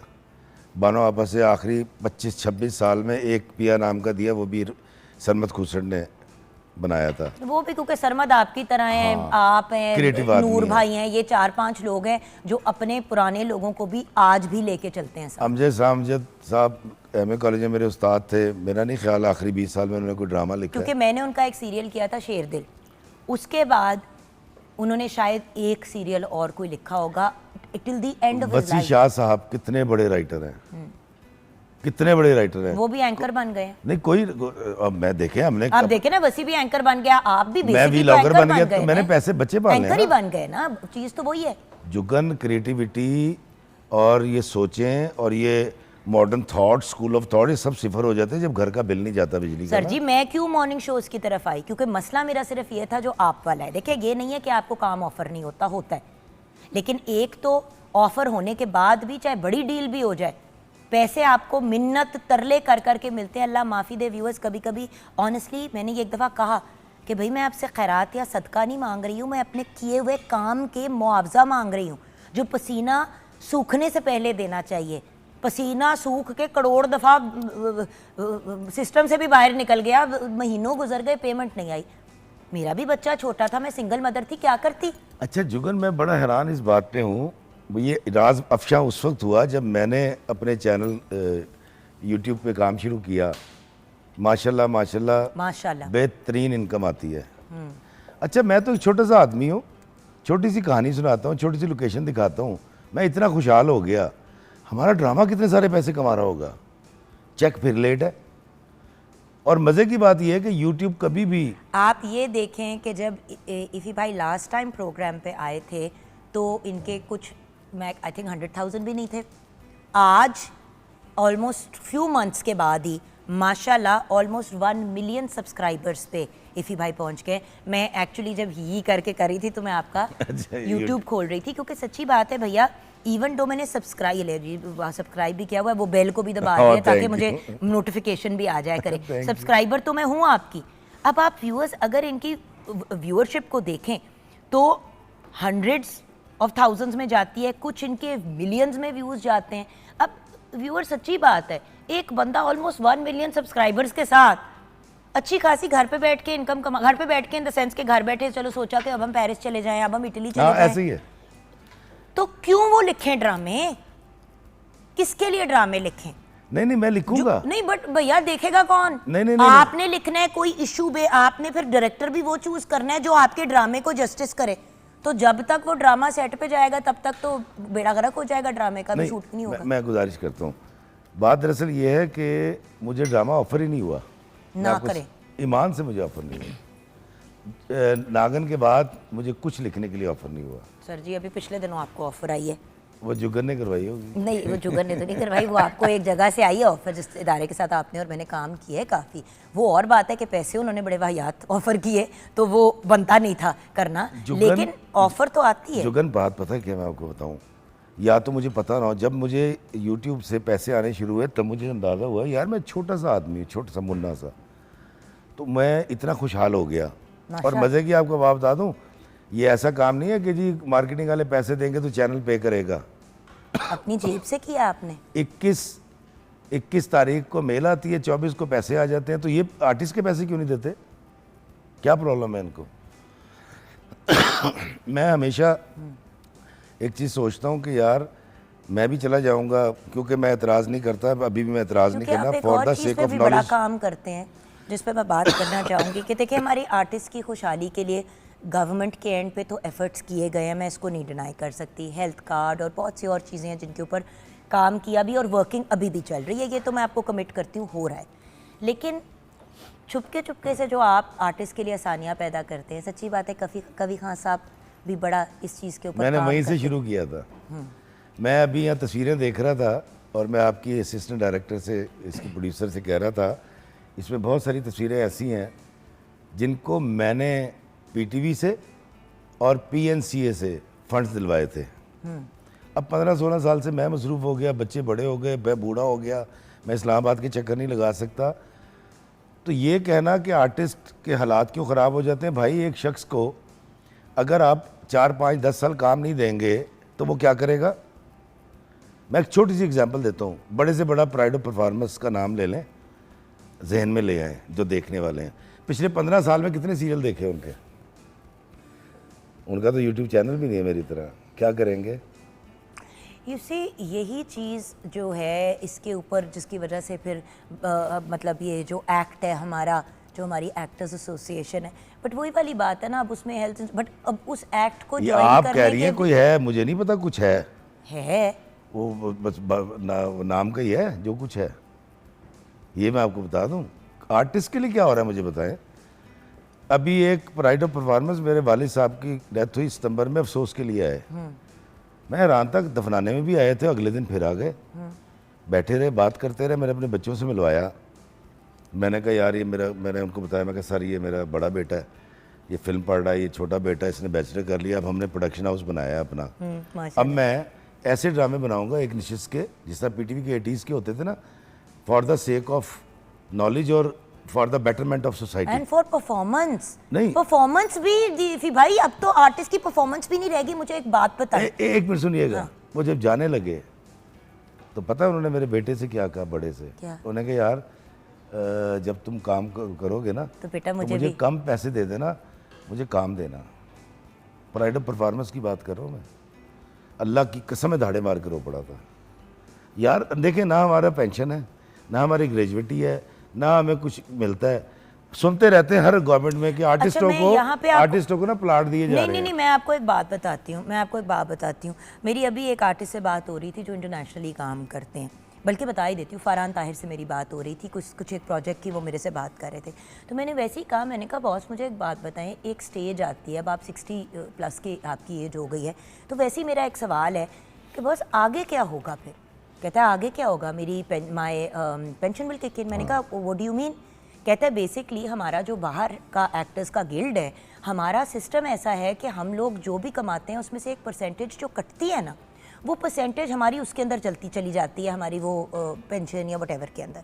अब हमारे पे टैक्स ऑब्वियसली कटता तो है एज आर्टिस्ट, बट वो जो कटता है वो उनका सेव होता जाता है। और फिर एक टाइम आता है कि 60 की एज पे या 65 पे अगर आप उसको इनकैश करना चाहते हैं, उनको कभी गवर्नमेंट से जाके मांगना ही नहीं पड़ता, क्योंकि उनको हर महीने एक इनकम $7,000-8,000 अब आएगी, अगर वो नहीं भी काम कर रहे तो एक उम्र के बाद। तो मेरा पॉइंट ये है कि ये वाली सिस्टम्स थोड़ा सा तो हम लोगों को भी मिलके एंगेज करना है, क्योंकि वहां पे भी आर्टिस्ट ने मिलके ये काम किया था। नहीं, वो वेलफेयर स्टेट है ना, गवर्नमेंट से नहीं आते बॉस, वो पैसे आते हैं जो आर्टिस्ट का गिल्ड बना हुआ है ना उनका, उससे। मेरा पॉइंट ये है कि हम लोग मिलके हमेशा बात करते हैं कि हमें एसोसिएशन बनानी चाहिए। मसला ये है कि आप भी बिजी पैसे कमा रहे हैं, मैं भी बिजी कैसे उसके ऊपर काम कौन करेगा? अच्छा नहीं, मुझे तो काम नहीं करने दिया गया था। मैंने जब इदारा बनाने की कोशिश की थी तो मुझे एक्ट वालों ने बुलाया था अवारी में, और उन्होंने कहा था जी आप हमारी हमायत का ऐलान कर दें तो हम बड़ा काम करेंगे। हुआ कुछ भी नहीं, वो एक ही मीटिंग थी, वो मुशर्रफ दौर की बात है, उसके बाद तो कुछ हुआ भी नहीं। मैंने तो नहीं कुछ देखा कि कुछ हुआ हो। आर्टिस्टों के लिए कुछ भी नहीं हो रहा। जुगन बड़ी अच्छी आपने बात कर दी यार, मेरे घर अल्लाह का शुक्र है बेहतरीन पैसे आ रहे हैं, मेरे बच्चे प्रोडक्शन करने जा रहे हैं, अल्लाह का शुक्र है। जुगन बेहतरीन कमा रही हैं, फैसल कुरैशी बेहतरीन कमा रहा है, तो आर्टिस्टों के लिए काम किसने और करना? हम लोग अकेले देखिए 2 आर्टिस्ट 3 आर्टिस्ट की हेल्प कर लेंगे, चलो 10 की कर लेंगे, अपनी पूरी ज़िंदगी में 20 की हेल्प कर लेंगे, चलो 30 की कर लेंगे, बट आर्टिस्ट 20-30 नहीं है व्यूअर्स। अगर 10 लोग भी इस इंडस्ट्री के चलो 10-10 लोगों की हेल्प कर ले तो 100 आर्टिस्ट की हेल्प होती है। तो सिर्फ लाहौर शहर में अगर आप देख लें तो 100 नहीं हज़ारों आर्टिस्ट हैं। क्योंकि आपके जूनियर आर्टिस्ट भी हैं, आपके सीनियर आर्टिस्ट भी हैं, आपके स्टार्स भी हैं, आपके कुछ ऐसे लोग भी हैं, आपके टेक्नीशियंस हैं। सो इसके ऊपर हमें बड़ा सीरियसली सोचना पड़ेगा, वरना हर कुछ सालों, हर कुछ दिनों के बाद कोई ना कोई वीडियो निकलेगी कि देखो फलां आर्टिस्ट हमारे तो फलां ड्रामों में आ रहा था, वो रोड के साइड पे तो बस इस्तग़फ़ार पैसे मांग रहे हैं, अच्छा, या फुटपाथ पे मैं आपको बताता हूँ, ये बहुत आसान है।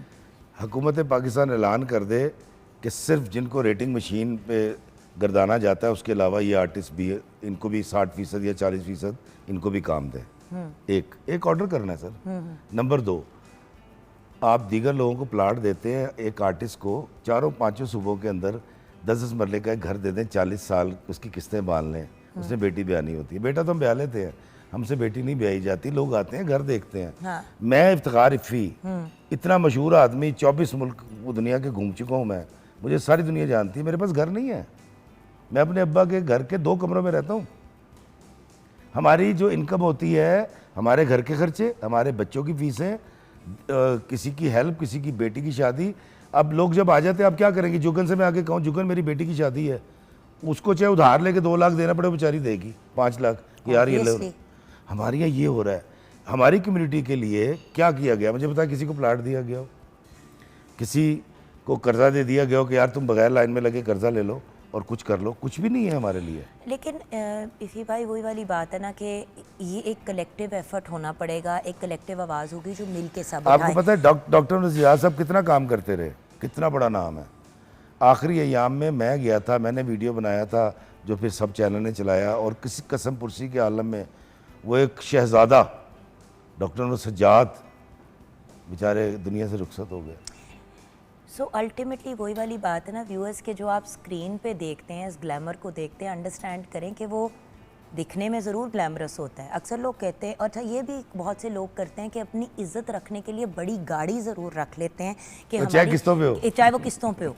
तो अब गाड़ी लोग देख के सोच रहे हैं वाओ, लेकिन घर तो कोई नहीं आया। घर आओ तो बड़ी दफ़ा व्यूअर्स 1.5-2 मरले का घर होता है, 3 मरले का होता है, और वो भी किराए का होता है। सो मेरा पॉइंट सिर्फ इतना है कि जब आप उस ग्लैमर को देखते हैं तो अंडरस्टैंड करें कि बड़ी हार्श रियलिटीज़ भी हैं हमारे आर्टिस्ट की जो हमें फेस करनी होती है। अब जुगन एक शख्स है, वो 2 लाख रुपये पर डे ले ले, उसको 6 साल में ड्रामे ही 3 मिले हैं, वो बेचारा क्या करेगा 3 साल में? एग्जैक्टली, बंदा भूखा मर जाएगा। बट इफ्तिखार भाई, bless you and thank you for joining us, क्योंकि वक्त का मुकाबला सख्त होता है और अब हमने बिल्कुल ही एक मुख्तलिफ टॉपिक की तरफ जाना है, और हसीना मोइन साहिबा को भी ट्रिब्यूट पेश करना ज़रूरी था। बट इफ़ी भाई, मेरे ख्याल से आप, मैं और 2-3 आर्टिस्ट मिल के ना एक सिटिंग करते हैं मॉर्निंग शो पे, जिस पे लेट्स टॉक अबाउट सोल्यूशंस। जो नहीं हो रहा वो हमने डिस्कस किया आज और हाईलाइट भी किया। Why not sit and discuss solutions, मैं सिर्फ एक वायबल सोल्यूशंस। छोटी सी गुजारिश करूँ आपसे। जी सर। जहाँ भी आर्टिस्ट हैं पूरे पाकिस्तान में, उनको एक 10-10 मरले का 40 साल के लिए किस्तों पे घर दे दें, ये मेरी गुजारिश है। 40 साल के लिए दे दें, उसके बच्चे, उनके नाम मत करें, बच्चे जब तक कर्ज ना उतार दें। हमें अपने बच्चे ब्याने में बड़ी तकलीफ होती है। डन। और ये वाला आपका जो मैसेज है, बल्कि ये वाला पोर्शन ही हम आगे भेजेंगे, ताकि एक बार नहीं, हाथ बिल्कुल नहीं जोड़ने, हाथ, आप बहुत बड़ी और बड़ी कदावर पर्सनैलिटी हैं माशाल्लाह, आप क्यों हाथ जोड़ेंगे। इंशाल्लाह आपका ये वाला मैसेज, मेरा आपको प्रॉमिस है कि ये क्लिप मैं आगे भेजूँगी, और अल्लाह खैर करे कि आपकी बात सुन के चले, अगर 100% जो कह रहे हैं नहीं होता, 50% भी हो जाता है तो बड़ी मेहरबानी। हम अब ब्रेक की तरफ जाएंगे व्यूअर्स। मेरे बहुत ही प्यारे भाई को आपने दुआओं में याद रखना है, एंड इफ्तिखार इफ़ी साहब के यूट्यूब चैनल को ज़रूर फॉलो कीजिएगा। आई एम अ सब्सक्राइबर, और नोटिफिकेशन बेल को भी क्लिक कीजिएगा, क्योंकि I am a huge fan. And honestly viewers, अगर आपने पूरी दुनिया का सफ़र करना है घर बैठे हुए, ऐसे कि जैसे आप खुद वहाँ गए हैं, ये नहीं कि सिर्फ आपने वीडियोस देख ली, आपने प्रॉपर इन्फॉर्मेशन लेनी है मुख्तलिफ जगहों की, किधर क्या करना है, कैसे करना है, एंड क्या क्या हिस्टोरिकल इंटरेस्टिंग चीज़ें हैं, चाहे वो पाकिस्तान हो या पाकिस्तान से बाहर हो। तो इफ़ी भाई is the person to follow. Break के बाद वापस आएंगे, आप हमारे साथ रहिएगा।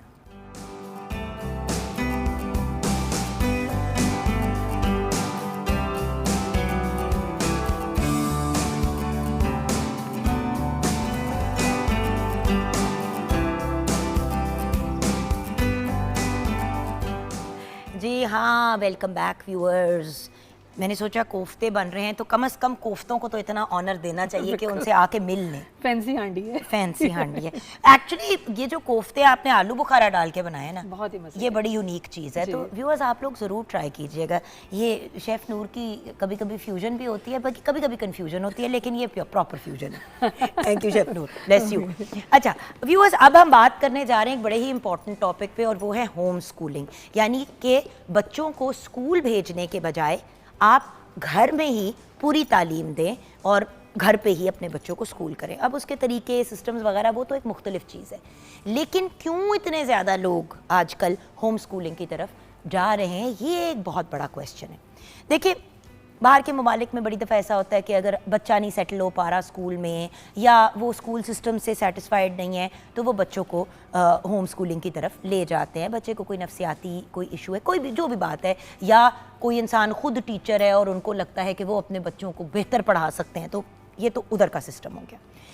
पाकिस्तान में या साउथ एशिया में इस एंड पे एक बहुत बड़ा प्रॉब्लम आ रहा है, और वो है कि जो प्राइवेट स्कूल सिस्टम्स हैं या जो सेमी प्राइवेट स्कूल सिस्टम्स भी हैं, उनकी फ़ीसें एक तो महंगी, अच्छा फ़ीस के साथ साथ ट्यूशनें भी बच्चों को पढ़ा देनी है, और उन ट्यूशनों के साथ साथ जो बाकी एक्टिविटीज़ हैं, और फिर अक्सर ऐसा होता है, मैं आपको सच बताऊं तो मेरी बेटी और बेटे के स्कूल में अक्सर ऐसा कोई प्रोजेक्ट आ जाता है, वो 3-4-5 हज़ार रुपये, अगर हफ्ते में एक प्रोजेक्ट भी कर रहे हैं तो 15-20 हज़ार रुपये तो वो आपके महीने के ऊपर से हो जाते हैं। फिर आना जाना डिफरेंट जगहों पे, एक गाड़ी ड्राइवर या एक बाइक और एक बंदा डेडिकेटेड होना पड़ता है बच्चों को उनकी रूटीन के साथ अगर वो स्कूल जा रहे हैं, और फिर 2 लोग अगर घर में काम कर रहे हैं तो टोटल जो है वो बेसिकली काम इसीलिए कर रहे हैं कि बच्चों की फ़ीसें और ख़र्चे पूरे कर दें और कुछ घर की रोज़ी रोटी जो है वो मैनेज हो जाए।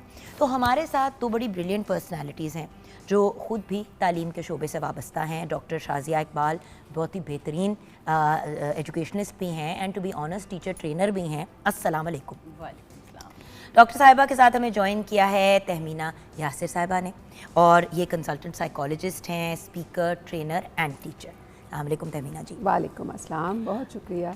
अच्छा डॉक्टर साहिबा, आपसे बात का आगाज़ करूँगी। देखें, रीज़न्स कोई भी हों, बहुत से ऐसे भी लोग हैं हमारे शो पे ही, आपको पता है कुछ लोग ऐसे आए हैं जिन्होंने अपने बच्चों को होम स्कूल भी किया है और वो बड़े सेटिस्फाइड है उसके साथ। लेकिन मैं जब सोचती हूँ as a parent, home school करना यानी कि नौकरी छोड़ के फिर घर पे बैठना है, तो आपकी क्या राय है होम स्कूलिंग के बारे में? Jugan, thank you for inviting me. इसके 2 एस्पेक्ट्स हैं। एक तो ये है कि मदर का इतना डेडिकेशन लेवल हो कि वो 24/7 अपने बच्चों को, या father, generally fathers don't give up their jobs, mothers ही हैं जो ये सेक्रीफाइस करती हैं। इसके फ़ायदे भी हैं और नुकसान भी हैं। फ़ायदा ये है कि आप उनको एक एजुकेशन जो आपके हिसाब की आप उसको दे सकते हैं, लेकिन उसका नुकसान की तरफ हम जाएं। अच्छा, आपके ख्याल से फ़ायदा ये है कि आप बेसिकली घर पे दे सकते हैं, एंड टू बी ऑनेस्ट कुछ हद तक अगर आप बड़े महंगे स्कूलों में और महंगी महंगी चीज़ें कर रहे थे तो आपका खर्चा बड़ा रिड्यूस हो जाता है। लेकिन जुगन, इसके साथ यह है कि आपको खुद भी आना चाहिए कि आपने उनको बच्चों को पढ़ाना नुकसान की तरफ हम जाएंगे, ठीक है। आपकी नज़र में मैम जी, होम स्कूलिंग के क्या फ़ायदे हैं या फ़ायदे ही नहीं है? बहुत ज़्यादा फ़ायदे हैं। इसमें सबसे बड़ा फ़ायदा ये है कि एक तो फाइनेंशियल स्ट्रेस से निकल आए, ठीक है ना। अब आपके जहन रिलैक्स्ड हैं, आप फोकस्ड हैं, और फिर आप पूरी तरह डिवोटेड हैं। इस वक्त पे क्या हो रहा है कि बच्चे का स्कूल से कुछ करवाया जा रहा है, घर में कुछ और करवाने की कोशिश की जा रही है, और प्रॉब्लम्स बढ़ रही हैं। तो आपकी पूरी डिवोशन होगी if you are competent enough, father हो या मदर हो, अगर कॉम्पिटेंट एनफ है तो वो बेस्ट होता है कि अगर आप होम स्कूलिंग करें, और ख़ास तौर पे जो प्राइमरी और सेकेंडरी लेवल की है उसको अगर आप होम स्कूलिंग कर लें तो उसमें बहुत सारे उनके इमोशनल इश्यूज़ उनके हैंडल हो जाते हैं, उनको सेफ़ इन्वायरमेंट मिलता है। कितनी बड़ी बात है, यानी जब हम बच्चे को बाहर निकालते हैं तो हम उसे सेफ्टी नहीं प्रोवाइड कर सकते खुद से, जो दूसरे लोग कर सकते हैं हम उसी के ऊपर फोकस कर रहे होते हैं। तो ये 2-3 पॉइंट्स तो यही हो गए, और फिर इसके साथ वैसे एक बात बताऊं, जब हालात मुल्की ख़राब थे और अल्लाह का शुक्र है अब हम उस लूप से निकल चुके हैं, लेकिन जब एक दहशतगर्दी का एलिमेंट था, ब्लास्ट वगैरह हो रही थी, I will be honest viewers, बहुत से लोग शिफ्ट हो गए और बहुत से लोगों ने अपने बच्चों को स्कूल में पढ़ाना शुरू कर दिया। इवन कोविड के दौरान बेसिकली तो नहीं, बट मैम कोविड के दौरान होम स्कूलिंग कम थी, इट वाज पार्शियल थी, बट हाँ बहुत से लोग, बिकॉज लोगों की नौकरियां चली गई, हालात Reasons ख़राब थे हो ना। गए। तो कोविड में एक्चुअली बिल्कुल सही कहा है ma'am, sorry I stand corrected, बड़े लोग मजबूरी के तहत भी होम स्कूलिंग की तरफ चले गए। ऐसे ही। आपने कभी होम स्कूल किया मैम अपने बच्चों को?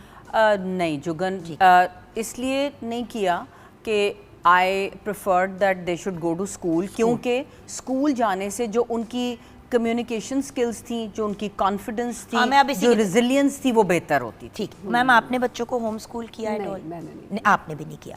ओके, मैंने कहा इसके पूछ लूँ ना एक दफ़ा कि किया कि नहीं किया। अब मुझे ये बताइए कि ये तो हो गया कि बेनिफिट्स हो गए कि चले आप खुद अपने बच्चे के ऊपर तवज्जो दे सकते हैं, आप अपने बच्चे को तरीके से हैंडल कर सकते हैं, उसकी नफसियाती नीड्स को भी साथ लेके चल सकते हैं।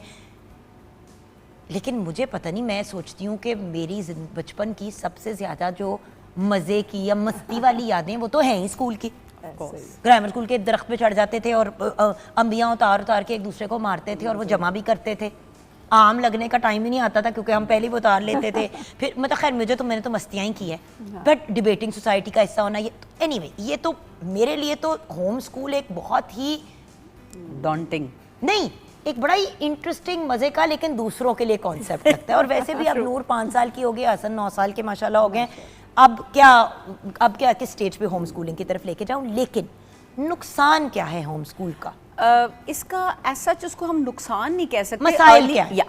अर्ली ईयर्स के अंदर तो it is a good idea if the mother is at home और वो अपना पूरा डेडिकेटेड टाइम दे सकती है, तो बहुत अच्छा idea. But as the children grow older, उनके लिए बाकी पीयर्स के साथ मिलना, डिफरेंट पर्सपेक्टिव्स को अंडरस्टैंड करना, कोलैबोरेट करना, इंटरैक्ट करना, कम्युनिकेट करना, ये बहुत ज़रूरी है। और वो उसी वक्त आता है जब वो अपने एक सेफ़ इन्वायरमेंट से निकल के एक सो कॉल्ड अनसेफ इन्वायरमेंट में या एक डिफरेंट इन्वायरमेंट में जाते हैं। बिकॉज दुनिया में तो उन्होंने बहुत सारे लोगों से मिलना है जिसमें हर एक का एक डिफरेंट टेम्परामेंट होगा, डिफरेंट तरीके से उसे बात करनी, तो ये स्किल उनको स्कूल देता है। क्योंकि ऑनेस्टली व्यूअर्स, हमारे बच्चे ऑलरेडी बड़े बर्गर होते हैं। इवन वो बच्चे जो लोग कहते हैं मैं अमीरों के बच्चों की नहीं बात कर रही, मैं सबके बच्चों की बात कर रही हूँ।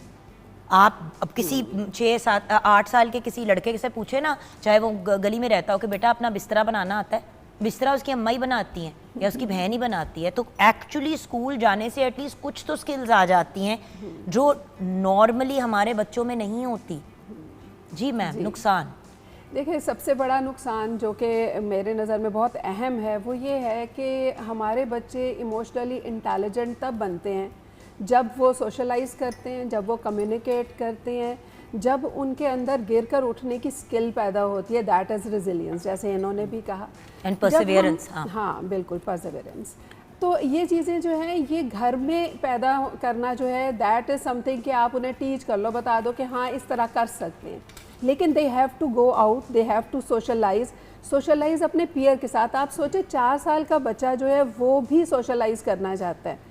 इसी वजह से तो स्कूल की एज 3-4 साल की हम सेट करते हैं कि उसको सोशलाइजेशन की ज़रूरत है। हाँ, सोशलाइजेशन एक कंट्रोल्ड एनवायरनमेंट में हो और एक अच्छी एनवायरनमेंट में हो। तो ये सबसे बड़ा नेगेटिव आ जाता है कि जब घर में अपने 2-3 बच्चों के साथ या एक बच्चे को आप सारा दिन उसे टीच कर रहे हैं। दूसरा जो इम्पॉर्टेंट फैक्टर इसमें है वो ये है कि आर यू कॉम्पिटेंट। इस वक्त पे तो टीचर्स के ऊपर भी क्वेश्चन उठ रहा है। मैं यही वाली बात पूछना चाह रही हूँ कि आजकल यही बात कि लोग टीचर्स पे सवाल उठा रहे हैं कि भाई अनट्रेन्ड टीचर्स आप लोग रखे जा रहे हैं स्कूल्स के अंदर। तो घर के अंदर देखिए, माँ हो सकता है कि माँ BA पास हो, लेकिन BA पास बंदा भी आजकल की 4th और 5वीं जमात की नई चीजें समझ पाता। तो यानी कि आपने भी वापस स्कूल जाना है, एक बात। दूसरी बात, अब मियाँ जो है वो बेहतर पढ़ा सकता है, लेकिन बीवी क्योंकि खातून है तो उसको घर पे रखना। देखिए, अगर मेल और फीमेल एक ही अमाउंट कमा रहे हैं और मेल बेहतर बच्चों को पढ़ा सकता है, तो क्या ज़्यादा अक्ल की बात डॉक्टर साहिबा ये नहीं है कि मर्द जो है वो घर पे फिर बच्चों को मैनेज कर ले, पढ़ाई वगैरह को, और फीमेल जो है वो जॉब कर ले? मेरा पॉइंट सिर्फ ये है कि हम क्यों अभी तक इन पुराने ज़माने की मायूब चीज़ों में फंसे हुए कि औरत ही हर चीज़ छोड़ेगी। अगर औरत की जॉब बेहतर है मैडम, जैसे डॉक्टर साहबा आप अगर फॉर एग्जांपल, वैसे एक नंबर कह रही हूँ असल में नहीं, बट जैसे कि 10 लाख रुपए मैडम कमा रही हैं और हस्बैंड इनके कमा रहे हैं 2 लाख रुपए, 10 लाख कमाने वाली क्यों घर पे बैठे?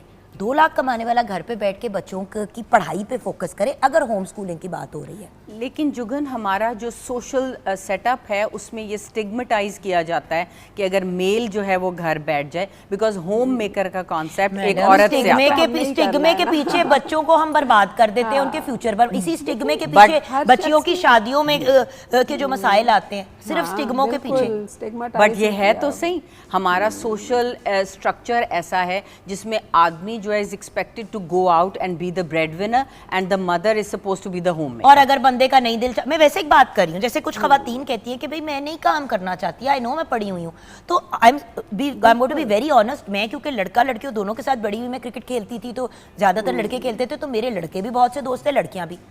मेरे बड़े मेल फ्रेंड्स हैं जो कहते हैं यार काश है काम कर लेती थे मैं घर बह जाता। और मजाक के अलावा भी जब पूछती हूँ तो कुछ फादर्स ऐसे होते हैं जो चाहते हैं कि अपने बच्चों के साथ ज्यादा टाइम स्पेंड करें और उस चीज पे फोकस करें, बट इन्हीं स्टिग्मों की वजह से वो कर नहीं पाते।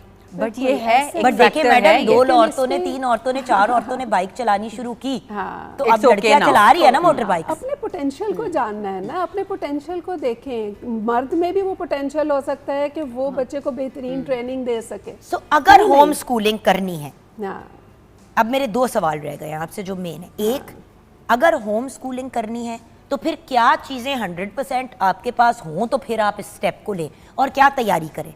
और अगर होम स्कूलिंग नहीं एक ऑप्शन तो अपने ही नॉर्मल जो पढ़ाई लिखाई के मामलात हैं उनमें आसानी कैसे पैदा करें ताकि थोड़ा फाइनेंशियल बर्डन कम हो। तो मैडम पहले तो आप दोनों हमें इससे गाइड करें कि जो होम स्कूलिंग करना चाहता है उसमें क्या बेसिक चीज़ें होनी चाहिए। देखो जुगन, जो होम स्कूलिंग करना चाहता है पहले तो आपको पता होना चाहिए कि आप टीच कर सकते हैं अपने बच्चे को। समटाइम्स हम as mothers we are not good teachers at all.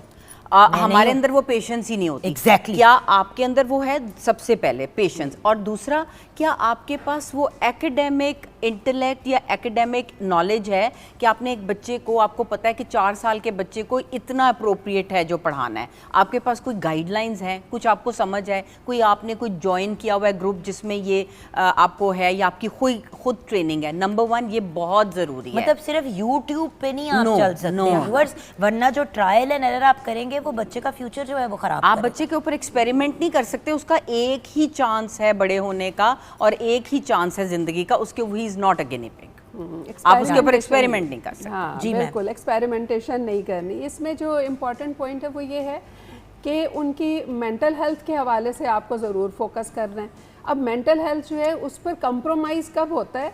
जब हम अपने बहुत सारे रोल्स को मिक्स कर देते हैं। मदर का रोल, टीचर का रोल, आपका फ्रेंड का रोल, ये सारे जब मिक्स हो जाते हैं तो फिर हम कंप्रोमाइज कर रहे हैं। एक्चुअली मैं एक बात बताऊं, जो माँ सुबह से लेकर रात तक पढ़ाती है ना वो फिर वो उस्तानी रहती है और बच्चे को रिलीफ नहीं मिलती। बड़ी आपने इम्पोर्टेंट बात रेज की। उसको मदर भी चाहिए और उसको दोस्त भी चाहिए और उसको टीचर भी चाहिए और उसे दोस्त अपनी एज का भी चाहिए, नॉट द मदर। ये नहीं कि मदर या फिर बहन भाइयों के साथ डिफरेंट होता है। मेरी एक फ्रेंड है, उसके एक ही बच्चा है, सिंगल मॉम थी वो, बेटी है उनकी। उन्होंने बच्ची पे बड़ी तवज्जो दी और माशाल्लाह माशाल्लाह इसी तरह होम स्कूलिंग की, सब कुछ किया। एक चीज़ उनसे भंड हो गया या गलती हो गई, उन्होंने अपनी बेटी को सोशलाइज नहीं कराया, यानी कि दूसरे बच्चों से इंटरेक्ट नहीं कराया। उसका बाहर की यूनिवर्सिटी, आईवी लीग यूनिवर्सिटी में दाखिला हुआ प्रिंसटन में।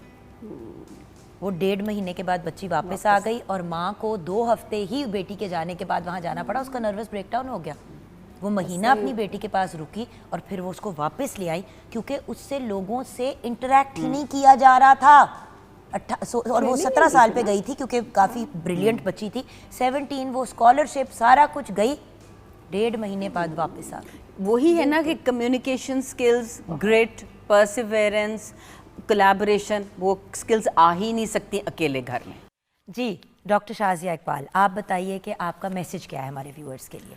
होम स्कूलिंग करें वो पेरेंट्स जो इंटरेस्टेड हैं to home school their kids, but बड़े इनिशियल ईयर्स में, लाइक 3 इयर्स से लेके 5 इयर्स तक या 6 इयर्स तक। उसके बाद जब आप स्कूल भेजते हैं बच्चे को तो एक डेडिकेटेड टाइम बोथ पेरेंट्स का होना चाहिए, चाहे घंटा हो 1.5 घंटा हो, जिसमें वो बच्चे के साथ इंटरेक्ट करें, उसके मामलात को और मसलों को सुने।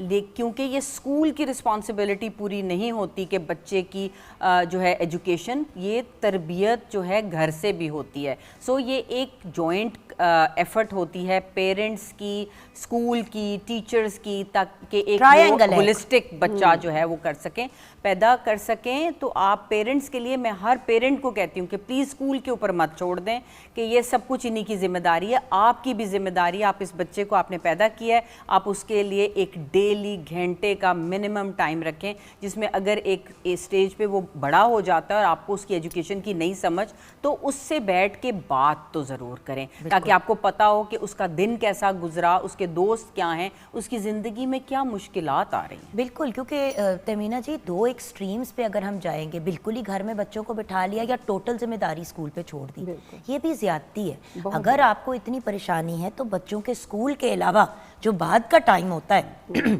उसमें ना ट्यूशनों पे भेजें।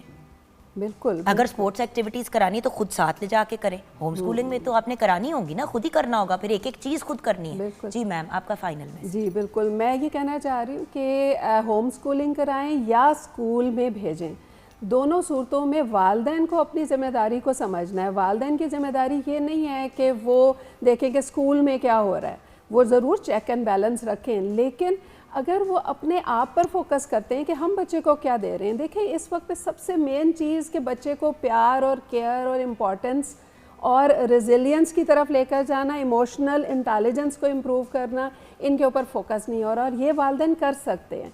और इसी से हम एक बेहतर अपनी नेशन बना सकते हैं कि हम उनकी तरबियत पर फोकस करें, उनको बेहतर से बेहतर ज़िंदगी गुजारने के तरीके सिखाएं, उनकी मेंटल हेल्थ पे फोकस करें, ताकि वो स्ट्रेंथ अपनी जो है उसके साथ अपनी दुनिया में आगे बढ़ें और कामयाब हों। Thank you so much girls for joining us today. Thank you Jugan for inviting us. And thank you so much to Chef Noor as well. Viewers, point हमारा बड़ा सिंपल है। ज़िंदगी में जैसे अभी हसीना मोइन साहिबा को हम ट्रिब्यूट पेश कर रहे थे, अल्लाह उनके दर्जात बुलंद फरमाए, आज उनकी बरसी है। अगर हमने अपने बच्चों को इस लेवल की ग्रेटनेस पे पहुंचाना है ना व्यूअर्स, तो जैसे कि अभी इफ़ी भाई भी कह के गए कि वो 5 बहनें के 6 बहनें और 3 भाई, मतलब 9-10 भाई बहन थे, लेकिन वो फिर भी ग्रूम होके बड़ी एक ब्रिलियंट पर्सनालिटी बनी। सब भाई बहन बड़े कामयाब थे बिकॉज घर पे तवज्जो दी जाती थी उनकी तरबियत पे। तालीम की जिम्मेदारी स्कूल की थी। अगर हर चीज़ की रिस्पॉन्सिबिलिटी स्कूल पे डालेंगे तो ना आप खुश होंगे, ना मैं खुश हूँ, ना मैं खुश होंगी, ना ही हमारे बच्चे खुश होंगे। अपना ख्याल रखिएगा, दुआओं में याद रखिएगा। खुदा हाफिज़।